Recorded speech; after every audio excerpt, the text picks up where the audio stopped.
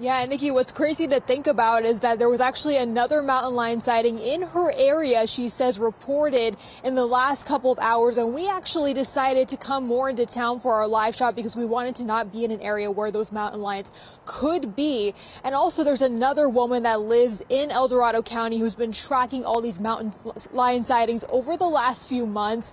And she has tracked about hundreds of them. Granted, some of these could be the same mountain lion or lions, but that resident that we did speak to who had a recent encounter says that she's not worried about herself. She's worried about the students that are in her area. Good boy.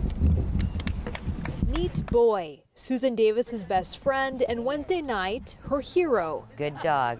He saved Mama's life. Davis says she was sitting on that chair outside her trailer when Boy started to growl like she had never heard before. It was extremely terrifying. That terrifying thing, a mountain lion, right there in her pasture.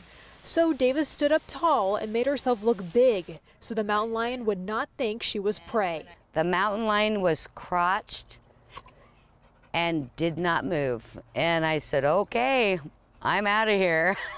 So we just went in the house, closed the door, and that was it. But that was not it for the El Dorado community. All summer, mountain lion sighting after sighting after sighting.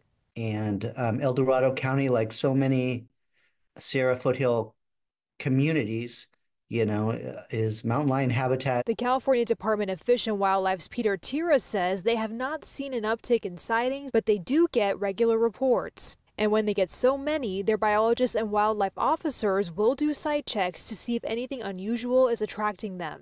So in your suburban communities, what you have are these kind of landscaped environments, right, with water and lush landscaping, and that's very attractive to deer. And deer are a mountain lion's favorite food source.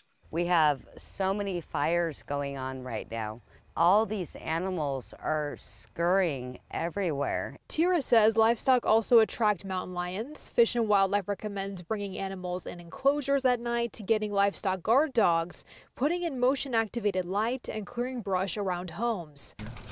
Okay, there you go. But Davis, who has lived in the county since 1983, says with many humans, including school children, now being a part of this landscape, she wants more to be done about these mountain lions, including relocation. Herbert Green, it's less than a block from my house. And personally, I'm going to be 54. Have at it, but not the little ones. So the California Department of Fish and Wildlife says if you are in an emergency situation, they recommend you first call 911. But if you do have a close encounter with a mountain lion, they say make a lot of noise and make yourself appear bigger than you are. Once you are safe, they do recommend that you report these sightings to them, submitting photos and videos like a lot of these people did. And that woman that we spoke to today says that she did call that Department of Fish and Wildlife, and they are going to be doing a site visit very soon.